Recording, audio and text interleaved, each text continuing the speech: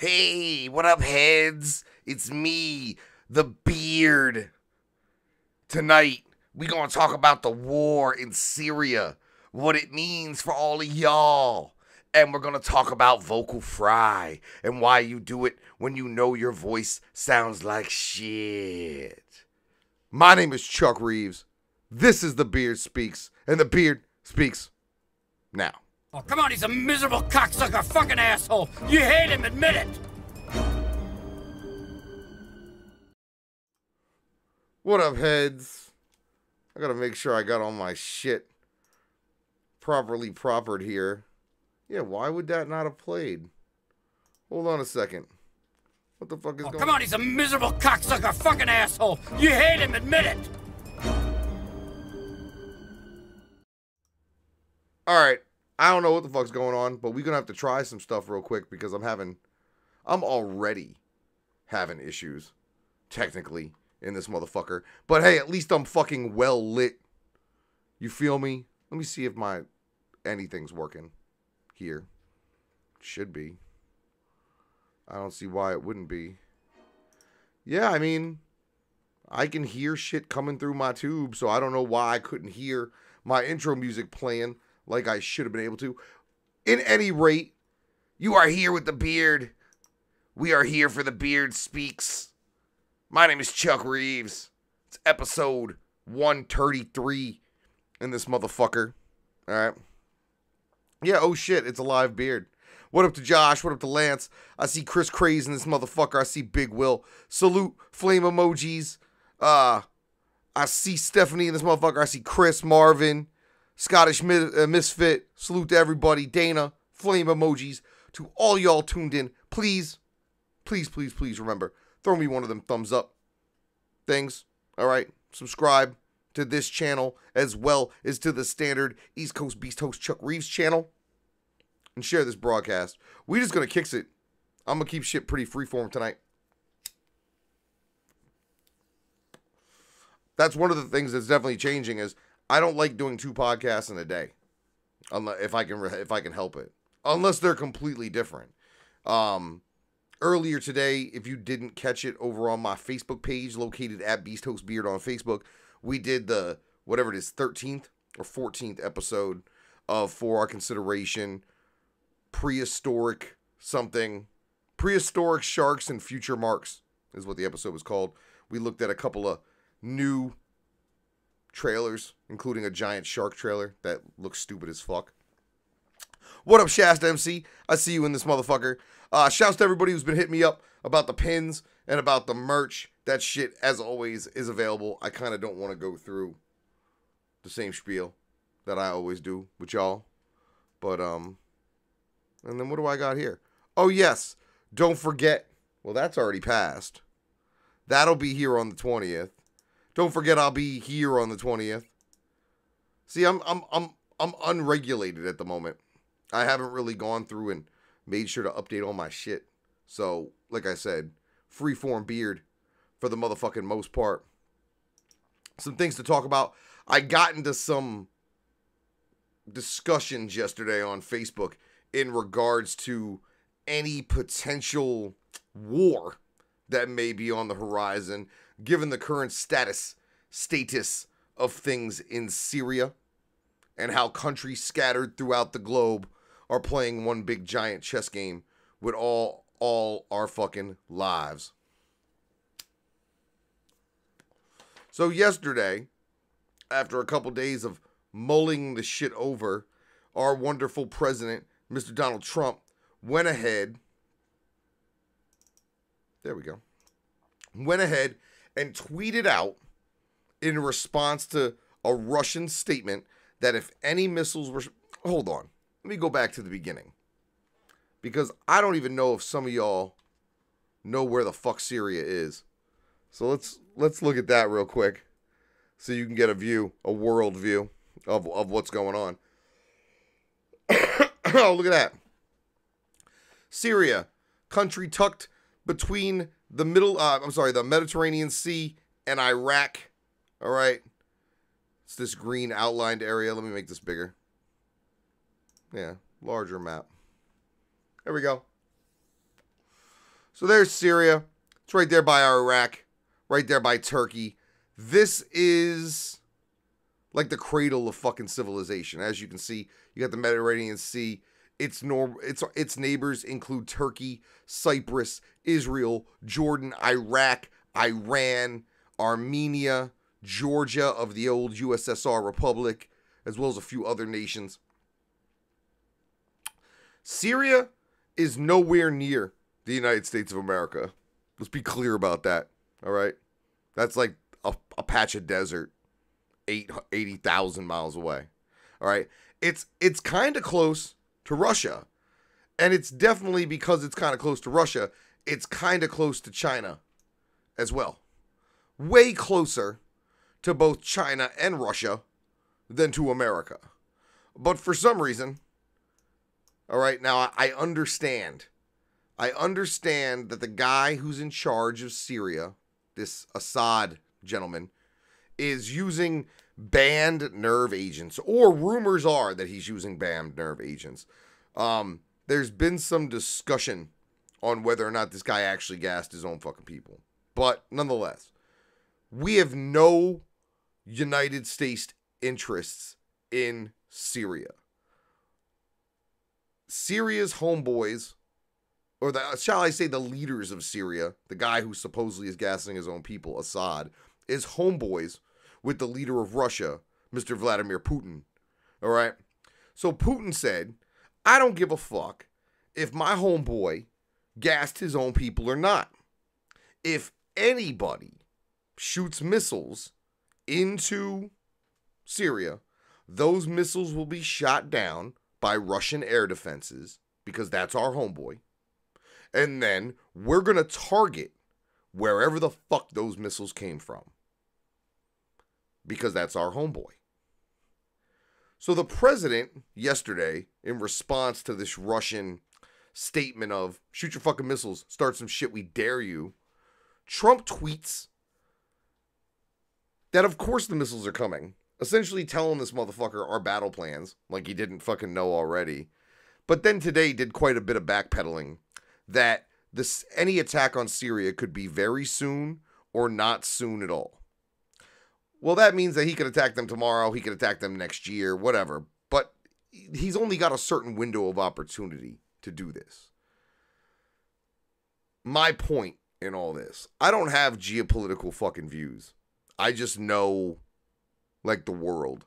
And I know, like, what I know based on my years of service overseas, the documents that I was privy to reading, and knowing what Russia's military capabilities are, as well as who their allies have very publicly been, especially as of recently. We don't want to start no shit with Russia right now. We don't ever want to start shit with Russia. There's a bunch of reasons for that, but one I pointed out yesterday on Facebook that people seem to understand was the word conscription. In Russia, they don't have a volunteer armed force like we do. Everybody who's in our armed forces in the United States of America is there by choice, by volunteer. That lends us to being one of the most highly trained militaries in the world and one of the most technologically advanced militaries in the world. Sure. Because you only have a bunch of people that are in the service who want to be in the service. In Russia, they have what's called mandatory conscription, which that means at a certain age, your ass is in the fucking military. That there's no question about it. Israel does it. Several countries do it. Now, given the fact that they use conscription as opposed to enlistment to fill their coffers as far as personnel for military services, they have 95% more possible military personnel to put boots on, guns in hand, and hit the ground. Okay? They have 93% more Corvair class warships. And what I mean by that are small, fast, ones that can move inland and hit targets and leave. All right? The power from our military comes in the form of big bombs, fucking planes. We got them beat on planes. Yup. But they've got us beat on these fucking ships that can get real close to our cities, real fast, do damage, pull the fuck out. They also got us beat like fucking crazy on submarines. And that's the one that scares the shit out of me. Because even as long ago as World War fucking II, the Germans were pulling U-boats as close to the United States as like Point Judith, Rhode Island, without us knowing about it. Now, that was a long time ago, and submarines have gotten more quieter, more stealthy. I mean, as a matter of fact, there's still a Nazi submarine out on Point Judith that made it this far on a mission, and then something went wrong and it sank. Or we sank it, depending on what story you want to believe. So I saw a lot of people who have never really been adults during a war. If you've never been an adult, like, I get it, like, you guys grew up with 9/11. A lot of y'all, like, the big thing for y'all was 9/11. The big thing, I grew up in the age of, like, watching us go to Kuwait, you know, watching what happened in the 80s in Panama and Grenada, hearing the stories from my father about Beirut and Iran, and then me, myself, going post 9/11 to the Middle East. And these funky ass fucking wars we fight over there that we haven't won a war in 20 something fucking years. I mean, I guess you could say we won the first Desert Storm to liberate Kuwait, but that's because we had one goal: liberate Kuwait. We didn't try to liberate Kuwait and then take over Iraq, which is what we later tried to do. So Donald Trump is really playing with something he doesn't want to play with. This is a man with no military service, no military mindset at all, who's essentially trying to play a giant game of Risk with a guy who during the 80s was strangling people with his bare hands for the KGB. Vladimir Putin is the real deal Russian czar that you hear about. The guy that wants to, you know, lift Mother Russia up to running the entire world. He's still one of those guys who's playing this game like you would play fucking Sid Meier's Civilization. Go to a country, defeat them, take them over. I'm sure that's what he fucking wants. Now, besides what the Russians have got in their arsenal, as far as subs, as far as fucking personnel, they're getting support, and they've had very vocal support from the Chinese. Now, we've never gone to war with the Chinese. There's a reason for that. There's 1 billion fucking people in China. And China, like Russia, has conscription, which means they'll seriously just fucking throw people at us till we're all dead.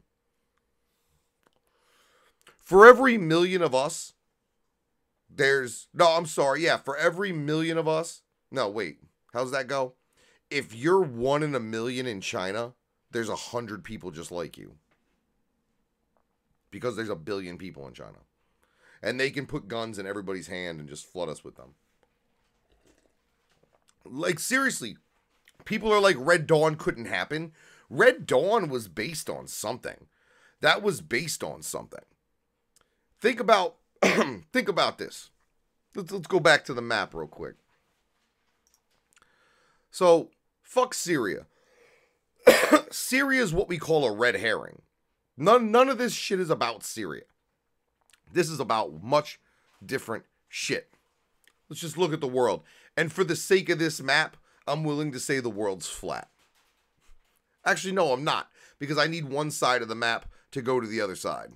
So that's what we're going to do. Okay? So as you see here, this piece of land over here is the same as this piece of land here. That's how the Mercator projection or whatever the fuck projection of the map this is. So here's America. And right now, we have a president that literally no one likes. Literally no one likes our president. And as a result of that, world leaders don't give a fuck about the American people. I mean, the proof is in the pudding every day. Why hasn't the UN sent anybody to fix the goddamn human health concerns in Flint, Michigan? Why hasn't anyone ever come here from other countries to help us during disasters like we do with other fucking countries? When we have an earthquake... What did I just get? I just got some dumb shit. When we have an earthquake, do other countries send their militaries here to help us rebuild? No, not typically. All right. So they don't give a shit about us. Let's just put it that way. They don't give a fuck about us. Anywhere outside these borders, I can't think there's a large enough group of people to make a difference that give a fuck about us right now, due to who we picked as our leader. Understand, that's how the rest of the world views us. The rest of the world views the American people as a group of people who allowed one of the most hated men on earth become their fucking leader. So who doesn't like us? Let's talk about this. Well, Russia. So this big swath of fucking shit here, they don't like us. All right. We're accusing them of meddling in our elections and this, that, and the next thing. Okay. So they don't like us. China's the friend that would probably sell you out for like a 6-pack and a nickel bag. Like China, I think China's afraid to go alone. But I think if they had any friends to go with, they'd go up against us. They don't like us. And the reason they don't like us, for anybody who's not informed, is you have basically this very large country here. All right. And that includes Hong Kong and some places like that. And then you have this island that's off the coast of China. Now, this island is called Taiwan. Taiwan has been a disputed territory for 60 years, probably since the end of World War II. It is not recognized as a country by the United States. However, we protect its sovereignty. We used to train all the time. If there's going to be an open ocean battle in any future war, like the likes of which we saw, say, in World War II, for like the Battle of Midway or anything like that, it's going to happen right here. It's going to happen in the strait in between the Chinese mainland and Taiwan. Now, China's been pissed at us for a number of years due to the fact that we've installed missile batteries and defensive fucking military shit on Taiwan to prevent the Chinese from taking that island back if they want. Why don't we want the Chinese to take that island back? Well, if they take that island back, then our closest point of approach to China in the event that we have to go there and start some shit goes from being Taiwan, which, I mean, shit, nautically, if I'm not mistaken, that's only 50 fucking miles, right? So we have bases and shit here on Taiwan that are, less than 100 miles from the Chinese mainland. If the Chinese take Taiwan, then we're hitting, if we have to hit China, then we have to do so either from South Korea, which they'll take immediately. Like, if we go to war with the Chinese, first order of business is they maintain, due to our problems with North Korea. See, and this is like the big, huge chess game that's being played right now, that people just look at it in terms of, oh, America versus Russia? We'll whoop Russia's ass. Y'all don't even know what's going on. Y'all don't even know who the players in the game are and what positions they play. Because, for example, you have North Korea. Now, North Korea does two things. It separates the Democratic Republic of South Korea from the communist Chinese. And it also gives this weird buffer zone where there's a crazy person. So regardless of what happens here, the Chinese maintain this northern border with a lot of troops. Given the fact that we have limited military bases and assets in South Korea, any movement by the Chinese, they would take North Korea. The North Korean people would probably help them do that. And then they wouldn't stop till they hit the fucking bottom. So they would take the entire Korean peninsula.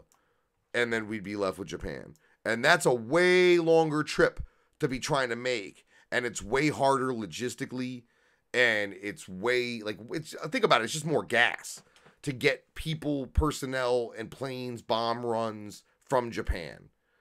You do it from Taiwan, you save time. So the Chinese, they don't like us because of the Taiwan thing. This whole South Pacific region here has always been a fucking beehive of shit. Okay, so that takes care of two countries that don't like us. North Korea, they don't like us, but whatever. Japan, it's not that Japan likes us per se, but we nuked them. In World War II, we ended the war in the South Pacific by nuking the cities of Hiroshima and Nagasaki. After that, Japan ain't done shit but made video games, fam.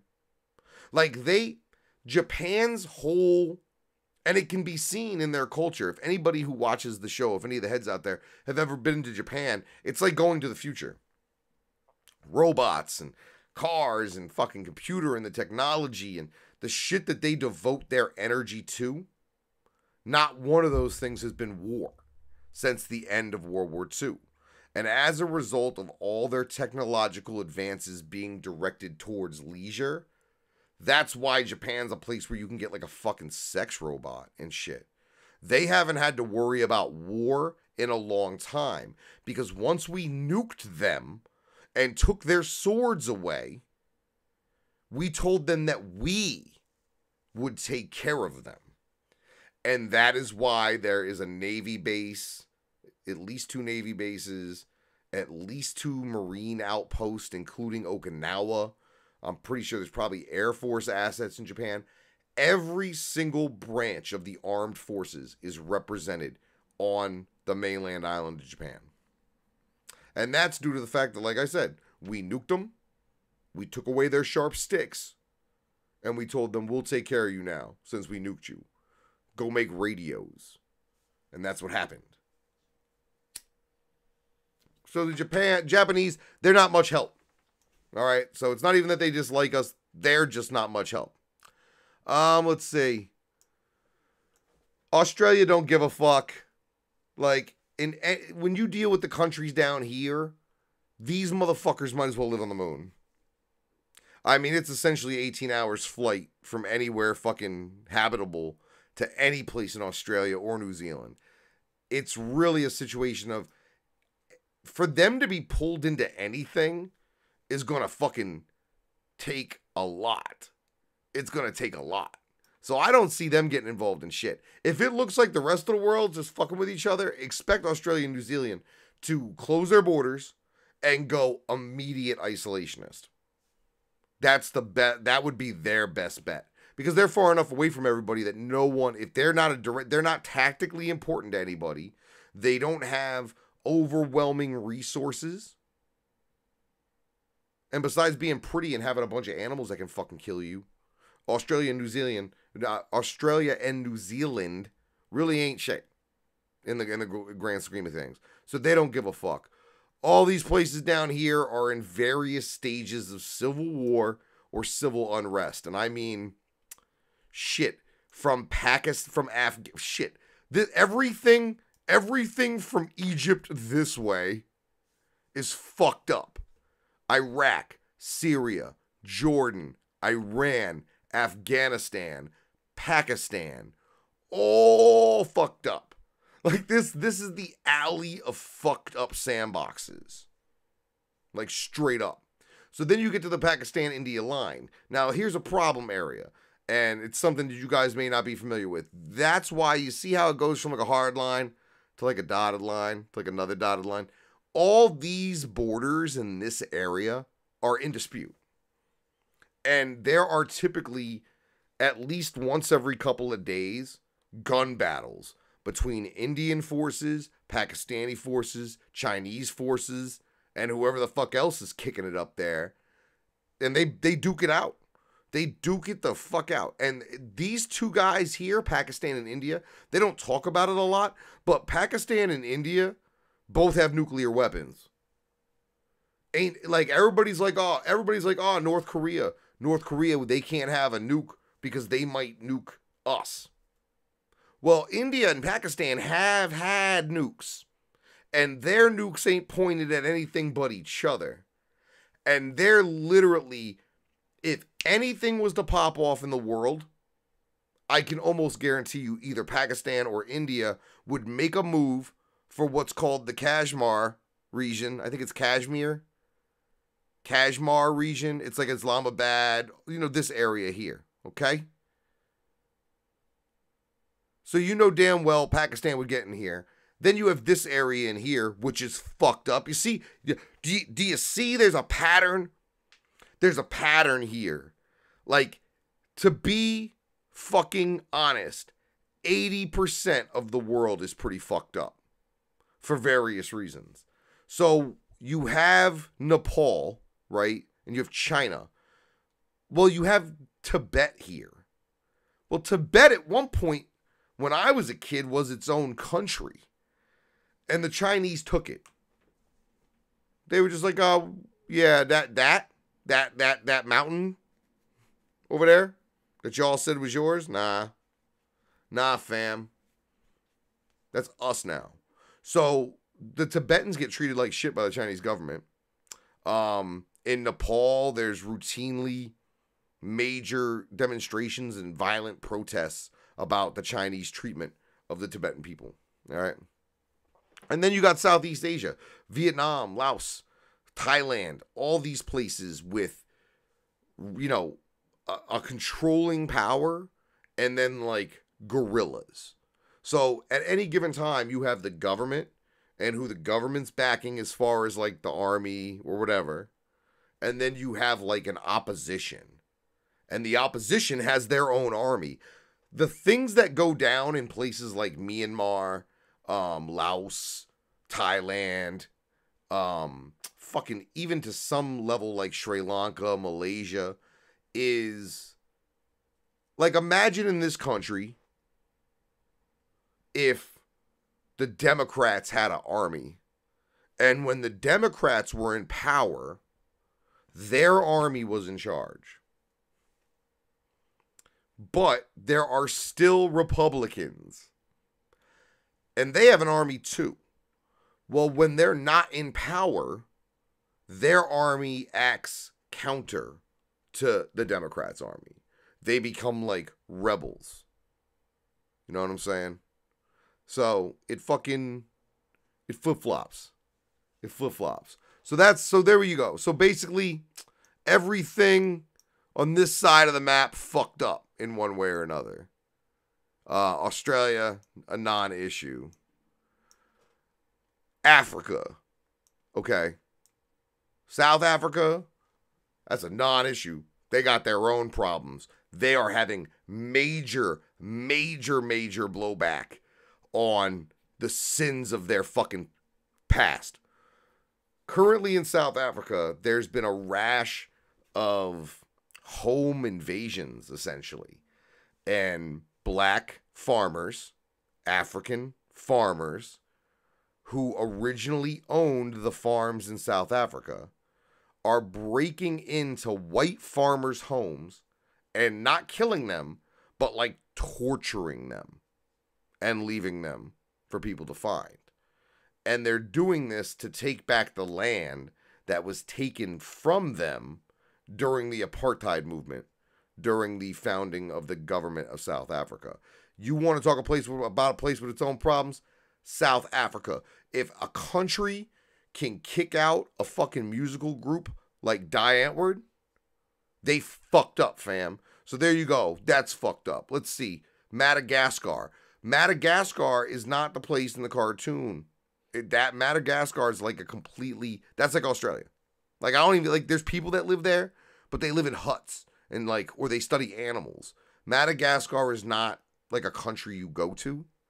I don't think you can just go there. I think you have to, like, because of the Galapagos and shit, you have to, like, there's research going on there. There's some areas of the world that you cannot access as a civilian. And I don't mean military places. You couldn't wake up in the 1800s. There was a dude, and he woke up one day and said, I'm going to put my coat on, I'm going to put my boots on, and I'm going to go find the North Pole. And nobody stopped him. No one stopped him. He just took his boat. He got some homies. He said, yo, I got this bag of weed. I got a boat. And I heard we could find the North Pole. And the heads was like, all right, y'all, let's go do that. Nowadays, you can't go to the North Pole. The Arctic is a controlled area. You just can't go there. Antarctica, the South Pole, you definitely can't fucking go there, nor would you even want to, because you are dealing with the most extreme places on fucking Earth. So yeah, Madagascar, the Galapagos and shit, you can't even go there unless you're a fucking scientist. All right, let's talk about the rest of Africa. And I want to be clear about what I'm about to say. Anything I'm about to say about any of the countries that I'm about to mention is in regards to politics, living conditions, educational levels of the citizenry, and how much crazy fucking brutality is going on there. The people of the African continent are one of the greatest assets the globe has. Every time I spent any sort of time, whether it was in Morocco, whether it was in Egypt, whether it was in Saudi Arabia, whether it was in Dubai, Bahrain, whether it was places in Europe where certain people from Africa visit, I've almost never had a bad experience with someone from the African continent. They are one of the most giving, wonderful, friendly folk in the world. And given the fact that they don't have nothing, it's quite surprising. So, but we're going to go through here. Swaziland, Mozambique, Zimbabwe, Botswana, Namibia, Angola, Zambia, Tanzania, Congo, Kenya, Uganda, South Sudan, Somalia, Cameroon, Gabon, Ghana, Nigeria, Chad, Sudan. All this, bad. Bad. Like, bad to where the government's got dudes that have cheetahs and hyenas. Like, and they rove. Like, these guys have them on chains. And they rove around feeding fucking people who are political dissidents to them. A lot of these countries, a lot of the regions are controlled by warlords. They're not controlled by the government. They're trying. There are several people and organizations trying to help Africa catch up to the rest of the world in regards to everything I mentioned prior. They don't even have access to clean water in most places. Africa, as far as a war is concerned, is pretty much a non-issue. Somalia, we all know about the Somali pirates. I mean, this whole area here, right here by the Gulf of Aden, the Horn area, right here in the Arabian Sea, and anything going down this way towards Mozambique, South Africa. These are major shipping lanes for large container ships carrying goods to South Africa. So what happens is you get guys who say leave, this area in here, Qatar, Dubai, okay, Abu Dhabi. So there's Dubai. Dubai is like the luxury good capital of the world. So goods, luxury goods, cars, clothes, fucking whatever, cigarettes, get loaded onto boats in Dubai. And then they float down this way. They go around Oman, down the Arabian Sea. And they you don't want to go too far out because you're going to like Cape Town, which is down here. Well, you got to pass a lot of shoreline. And a lot of that shoreline is inhabited by some of the brokest fucking people on earth. And what else are they going to do? What else are they going to do? They're going to steal from you. Now, there are a couple of exceptions to the rule. Egypt, the borders of Egypt are heavily controlled by their military. When you get to the Libyan-Egyptian border, it is locked the fuck down. The Sudan-Egyptian border, locked the fuck down. Morocco is like a resort country. A lot of people go to Morocco for vacation. It's very beautiful. It's right here at the mouth of the Mediterranean Sea.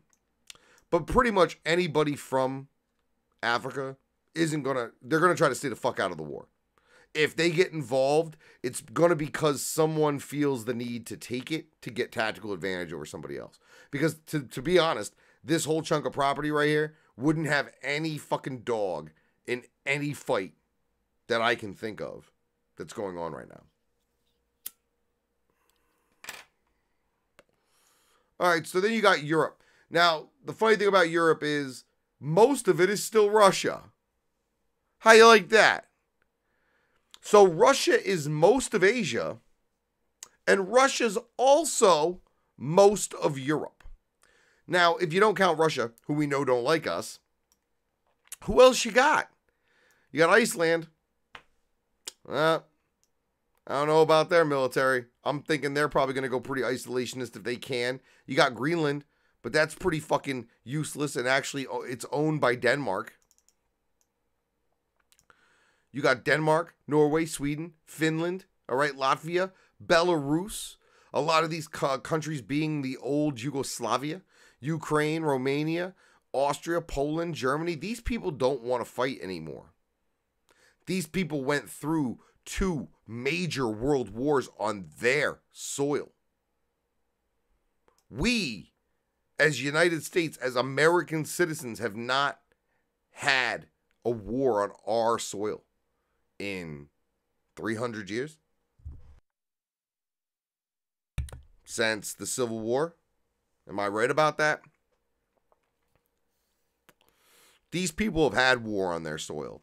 And recently, in the last 20 years, a lot of these places have had their own civil wars or their own disruptions because of Russia, whether it be Georgia and their problems, Ukraine. And none of these places have huge militaries anyway.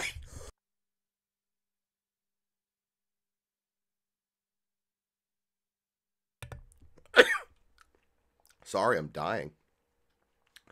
After World War II, the United States did a good job of limiting European military strength.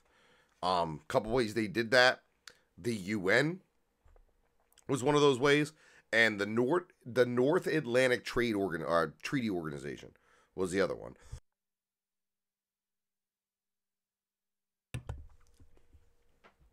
So these people don't want to fight.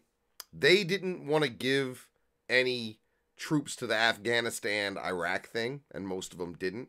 We all know that they have limited... This whole area here, our fucking military outnumbers every military in this piece of map here. From the Russian border to the fucking ocean. You can add all these heads together, we still have more. And they still have double that. So who else? Who else is left in this fucking world? Like, straight up. Oh, look, it's us. It's us and the people connected to us. So let's start. We'll end with us. Let's see. Brazil. South America is a weird place. Because given the situation, I can't think that anybody down here, with the exception of Venezuela, would try to get involved in any armed conflict with the United States. But given where Venezuela is, and its closeness to the United States, plus the fact we have Haiti and Cuba, 2 countries that kind of don't like us, who we're kind of fucking with, who we're kind of not helping the way we fucking should. All right? We got Mexico, who our president's trying to build a wall between us and them. Do you think if Venezuela decided they were going to march their asses up through the straits and try to take the southern states, do you think Mexico would stop them? Given the fact that we're talking about putting a wall up, do you think Mexico gives a fuck? Or do you think the drug cartels would use their money and influence to, do that? Because if you let Venezuela take the southern states, then you have a built-in new piece of land that you control as far as a cartel. All right? Anybody who's seen Red Dawn knows, yeah, a lot of heads came from Russia. Yup. But most of the heads from Russia came after the initial Red Dawn invasion. The initial Red Dawn invasion came three-pronged. It came Russians crossing the Bering Strait into Alaska and then traveling down through Canada to the unprotected northern border. Now, Canada barely has a fucking military. They barely got a police force. Most of this is empty space. You think if the Russians fucking marched the 50 fucking or the 13 nautical miles from this fucking piece of land to this piece of land and said, look, Canada, we're going to pass through. We ain't got a beef with you. Don't try to stop us or we will. What do you think Canada's going to do? Hey, mate. Hey, mate. Hey. Go down. So, Red Dawn, that happened, all right? Venezuelans, Colombians, and Mexicans, Guatemalans, Nicaraguans, we've staged major coups in almost every country in this area down here, south of us. We literally have no fucking friends. Think about it. Like, use your brain. Like, I'm not anti-war. Let's be clear. I'm not anti-war. But I don't see what's going on in Syria as being something that we need to risk the entire rest of the world ganging up on us about. Because that's what'll happen. And the ones who don't actively, like, lean on us, like, you're going to have your Russia, you're going to have your China, you're going to have your North Korea, you're going to have your Venezuela, you're going to have these places that don't like us, all teaming up. It's the ones that aren't going to help us after the years of us helping them that worries me. Or the ones that we've kept down. So now they're not in a position where they even could help us. I don't believe that the United States is untouchable in a wartime scenario. I do not believe that if the shit were to pop off, that we wouldn't all be speaking Russian in 2 years. Yeah, Canada, our number one friend and trading partner. Yep. What are y'all gonna do? Like, if Russia really, if Russia marched across the straits, took Alaska, which shouldn't take much, and said, look, we passing through, your government would probably let them pass through. But by then, shit would have popped off.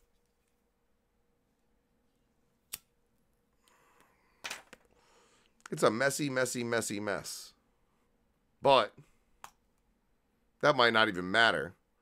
Because apparently, and this is according to several newspapers, the Death Planet, a.k.a. the 10th planet, a.k.a. Planet X, a.k.a. Nibiru, if you read the old Sumerian text, is actually going to reappear here in about 11 days on April 23rd.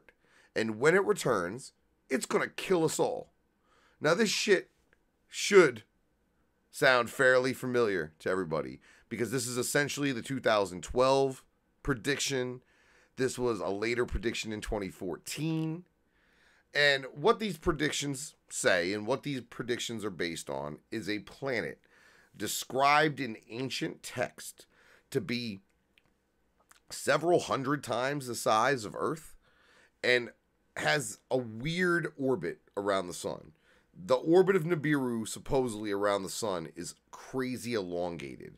And what it does is it goes into way deep space, so we can't see it, and then returns and crosses our path. And when it crosses our path, destruction happens here due to the gravitational pull of the larger celestial body moving past us. A lot of conspiracy theorists think that the first time that Nibiru passed was the creation of the asteroid belt and the Earth and Moon, and that the people who reside on Nibiru, what do they call those fucking those wacky old aliens? What do they call those things? Hold on. Okay. So, Nibiru was first talked about by the Soviet-born American writer Zachariah Sitchin. All right, he wrote a book called The 12th Planet, where he claimed he knew about Nibiru based on ancient texts, and that the planet Nibiru was inhabited by an ancient race of aliens named the Anunnaki. When they came here the first time, Sitchin said, they wanted to mine the gold that was located on Earth. And in order to do so, they used their DNA and sapien DNA, monkey DNA, to create the Homo sapien. Someone who could strictly be on this planet to survive and mine. At some point, the Anunnaki left, took all their advanced, shit with them, and Nibiru went back to wherever the fuck it goes. All right, but I guess it's coming back. So, war or no war, death crazy ass fucking 12th planet. Yeah, like you see that picture? That's supposedly what happens. Is that when this thing passes, it's what causes the global cataclysms that are described in the Bible. The tribulation. They say that they talk about the rapture. And they talk about people being removed from this earth. And what that is supposedly describes is when this planet passes us, the gravity from its large, its intense mass is so much that it will take people from this planet. That its gravity will override Earth gravity and take you. So, believe what you want. I kind of just fucking ran my mouth about the world for an hour. I don't know if y'all even liked that. Let's see how many viewers I got, if any. I'd be souped if I still had a couple. I get on these tears and I get fucking... I feel like I'm going to be boring. Okay, I still got 30 people on this motherfucker. That ain't too bad for a Thursday night. I'm going to be back over the weekend with some new live shit. I'm definitely going to look into exactly what date I'm going to be back over on my standard YouTube. So we can start planning for that extravaganza of a show when I return over there. I appreciate everybody who came by tonight to hang out with me. To watch me smoke this L and watch me wax about every country on the earth. And how the majority of the rest of the world is shitholes in one form or fashion or another, including our own country. And us more so because of our own doing. And the fact the rest of the world looks at us as a group of people who put an asshole in charge. Hopefully you learned some stuff. Hey, yo, Toronto Juggalo. I read those books. I should talk about that one day. Those Left Behind books. But until this weekend, I want to play some fucking Fortnite since those bitch ass servers were down. Keep it locked right here for new shit. Replicon, they're all over the fucking place. Keep it locked on my channel for old shit or new shit. Make sure you're hitting up all my social medias, that Instagram and that Facebook. Make sure you're subscribing over here and to the other YouTube. And make sure you're having a good Thursday night. Until this weekend, my name is Chuck Reeves. I am the East Coast Beast Host. And this is No Beards Given Radio. I'm out.